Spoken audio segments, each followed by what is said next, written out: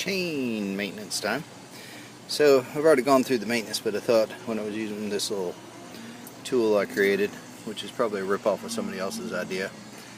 I see things on the internet and they lodge in my head, and then sometime down the road I create them myself and I think that they're my own, but I'm sure that they're not.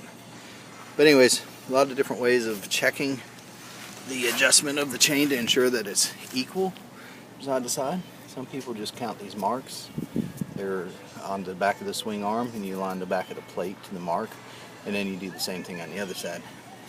That's pretty good for a gross adjustment, I guess you would say. But to get a little bit finer, you need to find 2 points on the bite that you can measure from. A lot of people will take a tape measure and measure, maybe mark somewhere on the swing arm itself, and then measure back from there to here. And that's cool too, as long as you got a consistent point where you scribed, and then you carry something with you that you can measure back to that point on the road. There's nothing wrong with that.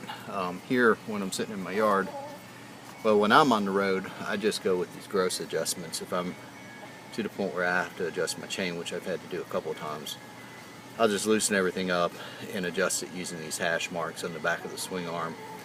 Gets me, I feel, pretty close. And then what I'll do is try and sight down on the other side. It's sunny on the other side, so I don't want to go over there. Sight down on the other side of the sprocket to the front sprocket and make sure they're somewhat lined up by eye and get back on the road. But so let me explain this tool. All it is a piece of 1/2-inch threaded rod, and then I've got a 1/2-inch bolt on there, and then I had some spare Allen keys laying around, whatever size they are, I don't know. Welded those onto the bolt. I should have welded this nut onto this rod end down here, but it did not. But it does give me a little bit of fine adjustment, so that's probably a good thing. Down at the other end, I got the same thing going on. Only difference down here is I added electrical tape to it all the way along it. That way it gives it some tension. So the 2 points I use when I'm doing this are the the foot peg mounting bolts here. This top one, I got Rich and Rick's foot peg lowering kit on, so that's why these other 2 bolts are here. Great kit, by the way, highly recommend it. Rick and Gloria are great people to work with also. So anyways, the way I use this, I just loosen the 24mm bolt on the other side of the axle. Use a 5mm hex head to adjust to the gross measures, the indicators here on either side, making sure they're as close as I can get.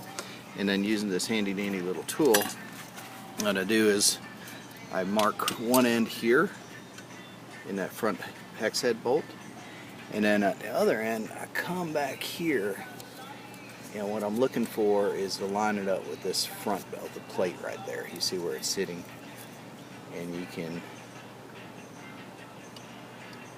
can't quite hear it, but the hex key is actually catching on the front of the plate and then bouncing off of it. So that's my adjustment right there. Now I just go around to the other side. I do the exact same thing on the other side, obviously, looking for the same measurement.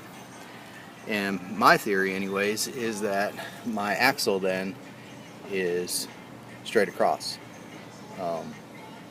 And that in turn would mean that my front and rear sprocket are as lined up as this redneck from South Carolina is going to get them. But my caliper. So anyways, hope that little tool might benefit somebody, and there might be a better way. I'm going to investigate my idea about just putting a mark here somewhere on the swing arm and then measuring back from that mark. I can just scribe a mark here and then carry a little 12-inch ruler with me, some little flexible metal ruler, especially if it was magnetic. Lay it on there. Oh, that's cool. Well, no, that's probably aluminum alloy, so magnetic won't work, so shoot that idea out of the hell.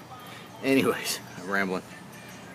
So that's my tool. Like I said, it's probably a stolen idea from somebody else, but that's the way I do it. I'll take care.